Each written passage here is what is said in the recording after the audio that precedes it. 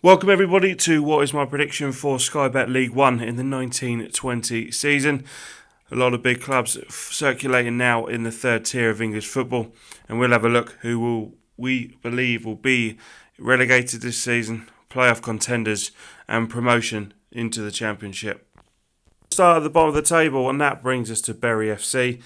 The promoted side from last year's League 2 just been ripped apart, hasn't it? Ryan Lowe's left, taking most of his squad with him to Plymouth Argyle. They played a great, exciting brand of football last year, even with all the off-field problems. They have lost most of that squad, as we said. And the squad, while it's not small, there's not a lot of experience here for this division. And things are just getting bad to worse to Bury. It looks like they'll start the season on -12. So I can't look past them of finishing bottom of the league. Just above them, and much the same, Bolton Wanderers. No squad whatsoever at the moment. 2 weeks before the start of the season, will be on -12. While there's a bit of positive news this week with the water being back on and padlocks are off the training ground, Phil Parkinson has surely never faced such more troublesome times in pre-season than this. Very, very thin squad, as we said. A bit of experience in there with Oztumer, Lowe, McGuinness, that have done it in this division before, and maybe a takeover is due soon. However, with the amount of players they've got in their squad at the moment, you can't see but Bolton getting relegated this season into League 2, and maybe that could be a blessing in disguise where they can start again from afresh, hopefully with the new takeover. It's not pretty out there at the moment, but I cannot look past Bolton for finishing 23rd this season. Also in our relegation zone, Accrington Stanley. They've brought a lot of younger players in, some from non-league this season, but again they will need to look at the firepower of that man Billy Key next season. And a very, very impressive year last year in League 1. Started fantastically, dropped off near the end, but the survival was always the key. Again, it will be this time around of trying to survive in this division. But I just feel there's a few stronger squads or teams around that will push Accrington back down into League 2 this year. Last relegation place, Wycombe Wanderers. They've got a great togetherness at Wycombe, especially with Gareth Ainsworth. I've always been impressed with his squads. They're very hard to beat, and he does get the best out of a lot of their players. However, I worry where the goals will come from this season, and I believe Wycombe will probably be on the wrong side of the relegation line. It was a toss-up between them and a couple more, but I feel that Wycombe, on paper, look a bit worse off than a couple of the other sides. So for me, Wycombe was the fourth and final relegation place for this season. That being said, Tranmere Rovers just staying up in this division, I think. How the hell do you replace the man that they call God round them parts these days as James Norwood? Absolute fantastic amount of goals he's got for Tranmere, carrying them back into the Football League and then into League 1. They've obviously lost him to League 1 rivals Ipswich Town, and you've got to worry that where the goals would come from. They have got some experience in this squad though. Potter, Payne and Blackett-Taylor will want to provide something for the front men as he comes in from Aston Villa. I think it'll be a struggling season for Tranmere back in League 1, but just enough to keep them in the division for the following season. Touched on Billy Key for Accrington Stanley, but how more impressive is Rochdale's Ian Henderson. He is bidding for the 7th season in a row of scoring 10 plus goals in a league season for the club. Never really near the top of the table, Rochdale, and they probably will struggle a little bit more this year. I do feel though, with the squad and the togetherness they showed last year with the new manager, that Rochdale will have enough to survive in this division this year, and Ian Henderson's goals will be pivotal to that in staying up. I'm a big fan of the way they play. I'm a big fan of Henderson, and I really feel that Rochdale will stay up this year. Going with Shrewsbury Town next in 18th place. Lost a few regulars from their starting lineup last season, have Shrewsbury. They have brought in some experience, especially along with Murphy and Pierre at the back. Steve Morrison comes in from Millwall, who will give him a lot of strength up front, being that great target man that he has been for all them years at the Den. And Sam Ricketts will look to refresh a squad that has been pulled apart a little bit from last year. Don't see them potentially struggling too much, but I don't see them climbing up any trees next season. So in 18th place is Shrewsbury Town. Touched on earlier how I was impressed with Ainsworth at Wycombe, and another manager who has always been underrated and deserves a promotion into League 1 again is Paul Tisdale. He played the right way at Exeter, and he's brought that togetherness and momentum with him to MK Dons to get promoted last year. He has a good squad at his disposal as well, and he's added some very important players this season. Boateng from his time at Exeter comes in from MK Dons, who no doubt will make that step up. And also Bowery, who's played at this level, and Joe Mason. If he can get goals out of Mason, who has provided them in the past, he's had a year or two where he's on a bit of the sidelines and had a bit of dip in form. But if he can get him back, they've got a very good, potent strike force, along with Kieran Agard, who will be hoping for the better than the 6 he got in League One last time.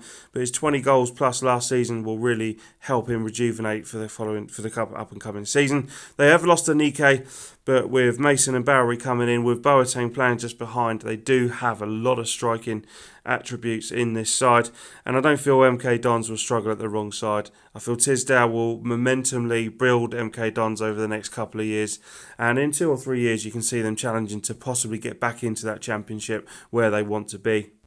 On Dons to the real ones, if you like. AFC Wimbledon just above their bitter rivals. They've renewed the hatred, if you like, and the passion that they get from the Dons derby. I do feel they'll just finish above them, and last year they really did struggle. They had a miracle staying up from being so far down. They have added Falevi straight back in from Watford on loan, and he's a key part for me next season in their squad. And if they can keep Piggott up front, he knows what a goal is, and I believe Wimbledon will have a very good season next year, being in the lower half of the mid-table. If they did lose Piggott, I think they would struggle a bit more, and you could probably see them down a few places of a couple of teams finishing above them. But I think Wimbledon will have enough next year. Momentum building from last season and a good pre-season. I think Wimbledon will start well this season to ensure that they will not be struggling in League One. 16th to 15th, and to Burton Albion. An average season last year, which was mainly built on the fantastic cup run to the semi-final of the Carabao Cup, where they got annihilated by Manchester City. This year, I feel the same. I think Burton will have an average season again, and 15th place will be just for Nigel Clough's side. Last year's playoff semi-final next, and Doncaster Rovers. A big slip from the playoff places into 14th for me, but I think this is a season of transition for the Yorkshire side. Darren Moore comes in. He will adapt a new sense of play in the way Doncaster are this season. They lost Malik Wilkes, who was very key for them last year, who was on loan from Leeds United, and obviously Tommy Rose left as well. That does leave them a bit of a gap going forward. They do still have the firepower of that man Marquise up front, who they will look again to fire goals into them to finish as high as possible. I just feel that this year will be a lot of testing, a lot of trialling for Doncaster Rovers, whether they'll stay with Darren Moore and have the confidence in him. If they do have a poor start, I don't know. But I feel the 14th place will be for Doncaster Rovers this season. Just under mid-table, Southend United. Kevin Bond kept Southend up last season, and they had a very good end of season form to stay up, especially with that win over Sunderland at the end of the season. He's had a backroom staff with experience of Gary Waddock and Todorov, who he knows from his days on the South Coast. They've got a goal machine that they've signed from non-league this year. Brandon Goodship in from Weymouth, an ex-Bournemouth youth player, scored a bucket load of goals for Weymouth in non-league. And the captain of Australia, Mulligan, who comes in, will be another coup he will hope for his squad. I don't see Southend struggling. I think they'll have a good year, maybe even higher than 13th. They just got to keep strong and keep with the bad times, because I think Bond will have a few good flurries this season of good form to keep them into mid-table. Into the top half we go. We start with Fleetwood Town. Joey Barton's men had a pretty good year last year in his first year of management. Rossiter comes in from Rangers. They've signed in Morris, who returns to the team, who will always get goals at League One level. And Coots could be a very astute signing for Joey Barton. They'll be hoping of a year without him getting into trouble or headlines forming at the club for the wrong reasons, with an up-and-coming court case again in October. Barton really needs to get his head down and knuckle down with getting this squad forward. I think he's played some great stuff last year and really did take to the players last season. So I think Fleetwood could have a good year, as providing that the football does the talking and nothing else but. You'll probably find a couple of shocks in the top half of this table from my predictions. One of them may be in 11th place, where Gillingham, one of the favourites to get relegated. I don't know, I fancy them to do alright under Steve Evans, who definitely knows how to run this league. They've got very strong midfield brought in from Stuart O'Keefe from Cardiff and Cisse bringing in from MK Dons, who on the couple of times I've seen him is pretty strong in that middle of the park. And Jody comes in on a youth loan from Bournemouth. You know, maybe they look to the youth for players as well. The one main thing is for Gillingham is can they replace the goals left from Tom Eaves, a talisman for him last season. But I feel Evans will pull one or two, maybe more players out of the transfer window to give Gillingham a good fighting chance next season. And they always are a hard team to beat. I just don't see them struggling whatsoever. And I think mid-table safety is pretty easy for Steve Evans next season. Lincoln City in 10th place. Last year's promotion winning team from League 2, Danny Cowley's men, make the step up again into League 1 after a very long absence. I feel they've got a squad already that could probably do well in for mid-table security. And they have added Jack Payne, who got 9 goals for a struggling Bradford team last year. With players like Anderson and Bruno Andrade, definitely capable of making a step up. I don't see Lincoln struggling whatsoever, and they can challenge for a playoff place. Cowley himself has said they're 3 players short. He feels for competing very well into League 1. Probably right. If he gets another 2 in of decent high quality, Lincoln could well easily push for them playoff places. But for 10th place for us, for the Imps. Many teams had the form of Oxford United in the back end of last season. Carl Robinson really rejuvenated them after Christmas. A very poor start for Oxford, who looked very capable of going down last year. But a very strong end to the season, and if that would have started maybe a month earlier, they could have well gate-crashed them playoff places. I did tip them for the playoffs last season. I felt they had a good enough squad, and although they have lost Curtis Nelson to Cardiff, they have made a very good signing in Fosu coming in from Charlton, who will add a lot of pedigree going forward for the boys. Robinson, if he can rejuvenate Oxford and keep them going from that momentum they had last season, I think they'll have a very good year, and I think 9th place would be a good season for Oxford United in the 1920 season. As we head closer to the playoffs, in 8th place I've got Rotherham United. They lost Joel Newell in the summer, Volks, Williams, and they've lost a lot of key players that they had in the League 1 last time. Ball as well, one of the front players who done very well for them last time in League 1. So it's very much a big change at Rotherham United this season. I have brought in some good players. Sean McDonald will give in that experience and fight in the middle from Wigan, and Freddie Ladapo, who scored plenty of goals for Plymouth last year, which unfortunately wasn't enough to keep them up. But he can score goals at this level, which he proved last year. And Morris returns from Norwich City. Goals at Shrewsbury at this level. He will look to continue that with the strike force of Ladapo and Michael Smith in this front line as well.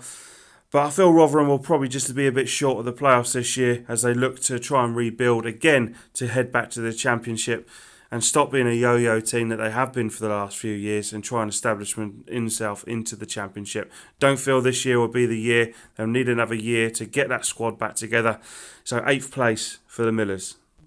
If everyone had a manager that got their team, that built the team together with the fans, then Mark Robins would be the man for everybody. He really does keep the fans together with the club and puts on a brave face with all the off-field problems that they have. They've got another hurdle to go over next season where they have to play their home games at St Andrews at Birmingham. However, they do still have a decent squad. Hawula and Bakayoko will look to continue the great form they had at the end of last season. They did lose Thomas and Enabakere, who went back to Wolves from that expansive spell they had at the back end of last season. I feel like they've got a good squad. They've brought in a couple of good players. Rose is very well thought of from Ayr United in Scotland, and McFadzean gives them experience at the back from Burton Albion. I think Coventry will be there or thereabouts for the playoffs again, possibly just missing out on what I feel the top 6 will be. But with Mark Robins and the fans behind him, who knows what they can achieve next year. I think it'll either be a very successful year or could end up being a disaster. And they've got plenty of players to put a fight for the playoffs together. To the playoffs we go. In 6th place, Blackpool. Has the gloom finally lifted from Bloomfield Road? The fans certainly think so, and hopefully they will trail back into the stadium next season with the new owners. They've made some very important signings in the summer. Sully Kaikai comes in, who is very good for this level, and Phil will take to League 1 again. And they've also brought in a couple of wingers that can really make the step up next season, especially Devitt from Carlisle, very, very high amount of assists in the last few years, and Ben Tollett, a good experienced player from Tranmere. We'll just hope his injury problems get behind him in the long run and he can develop again into a very good player. They've already also added Youssef in, who was a very good player for Solihull last year, so I feel that Blackpool will have a very good season this year in League One, and my tip for the final playoff place: Blackpool in 5th, Ipswich Town. Bottom of the table last year in the Championship. The worst team in the league.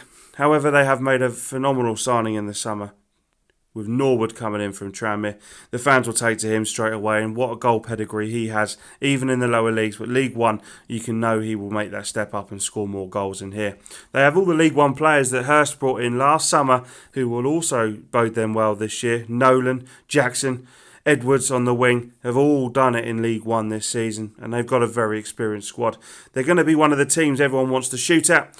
Like Sunderland, they'd be expected to walk this league last year, but like Sunderland, I feel like they will be in the playoffs this year. I wouldn't rule them out of a top 2 finish, but with the squad that they have. But for me, Ipswich will be 5th next year, with everyone battling to try and beat them every week. There'd be some shocks along the way. Maybe this one is. 4th place, I've gone Bristol Rovers next season. There's something that tells me Bristol Rovers are going to have a good year this year. And like the team above them that I have in my table, it will all depend on one player staying. Johnson Clark-Harris, if he stays, he can bang the goals in that Bristol Rovers need for the playoffs. They've really strengthened their defence this year, bringing in Little, Davies, Lehigh at left-back, fantastic signing, with the additions of obviously the experience of Craig. They've got quality in the middle with Sercombe. And I feel that Clark-Harris, with Tyler Smith coming in from Sheffield United, Bristol Rovers have got a lot in their locker next year. If they can get it right early, I think Bristol Rovers could be one of the shocks next season and to be in that playoff place. Lose Clark-Harris, they've lost a lot. And I feel that Bristol Rovers could be a mid-table side. As well, a lot of predictions have got them. But for me, Bristol Rovers are going to be that shock this season. They're going to be that playoff team. And they've got enough in that squad to justify, to me, that's a place they can be. That final playoff space goes to Portsmouth. Pompey had a very good year last year, fell towards the end of the season when the games just really ran out with the checker trade and a little bit of a run in the FA Cup. Like Bristol Rovers, this will also consist of them keeping hold of Jamal Lowe. If they keep hold of Lowe, with the return to fitness of Ronan Curtis, who really zapped to fitness towards the end of last season for a very long year for him internationally and back playing in Ireland.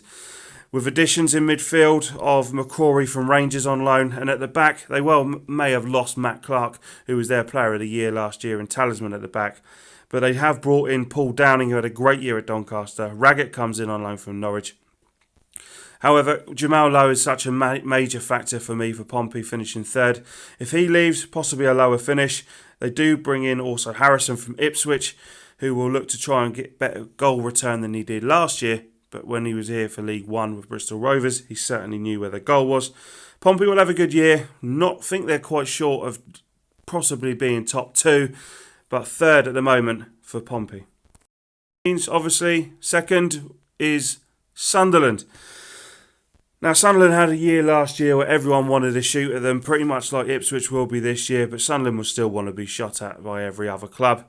However, I think they'll have enough this year. Okay, their summer transfer window has not been huge, but they've brought in McLaughlin from Millwall. Willis and Burge comes in from Coventry, and that really adds some steel to their defence for Sunderland. I think with the quality still of Power, McGeady, Charlie Wyke up top, Sunderland will have probably too much this season for promotion. I did think they'd go up last year, but I think this year of getting to know how League One runs, Jack Ross having a year of getting to know how other sides line up against them, he can really sort that out. And a few goals they leaked at the end of the season were not good enough. He's gone out, he's sorted that situation out with some good experience to this level. I think Sunderland will get promotion this season back into the Championship. That leaves top spot. The Posh, Peterborough United, for me, are going to be one of the sides to beat this season. Battling with Sunderland, Portsmouth, Ipswich and teams like that for their promotion place, I feel Peterborough will come out on top. Normally the team that bottles it a lot of the years, but Darren Ferguson knows what it's like to take this team into the Championship. He's back again for the 406th time, but this year he has really gone out early. He's brought summer business in really early. He's brought in Isa from Bristol City, who we all know got them goals for Cheltenham, struggled in the Championship, but can bring his A game back to Peterborough this year. More early dealings with Pym coming in, the Exeter goalkeeper, Beavers, Butler, Kent from Colchester, Tasdemir coming from Fyle, who has a very impressive season last year. Such a good base at the back for Peterborough United to fall on. And then you've got the attack that's already there. Players like Dembele, Maddison, Tony, Matt Godden probably won't even get much of a look in next year. But that's the firepower they have, Peterborough. So that is why, for me, Peterborough United will win League One this season. So that's it. That's my prediction. That's the final table of how I feel League One will finish this year. A very couple of strange decisions you might feel in there. However, I feel it's justified with what I explained. If you do agree with it, hit the like button. If you like where I've left your team, hit the like button. If you think that I've put you down and you're going to stay up, hit the like button and comment what you think you would do differently on your table for League One and where you feel each team will finish. And we'll look forward to reading through those. The top goal scorer, I'm going to say Johnson Clark Harris, and at 40-1 is a massive price for someone who scored the goals a lot of times for Bristol Rovers last year. If he can continue that and go into this season as he did last year, I think he could end up being top goal scorer. Another couple to mention, Isa at Peterborough and Ivan Toney, who will surely know where the goal is too. And Charlie White will feel if he gets over his injuries and constant for Sunderland, he could well be a very good goal scorer for Sunderland next season. But Johnson Clark Harris will be my top goal scorer. As always, thank you for watching the video. Thank you for taking your time out to see who I think will be in League One promotion places this year and the teams that will struggle. Hit a like button, make a comment, and we'll see you soon. And remember, football is always the winner.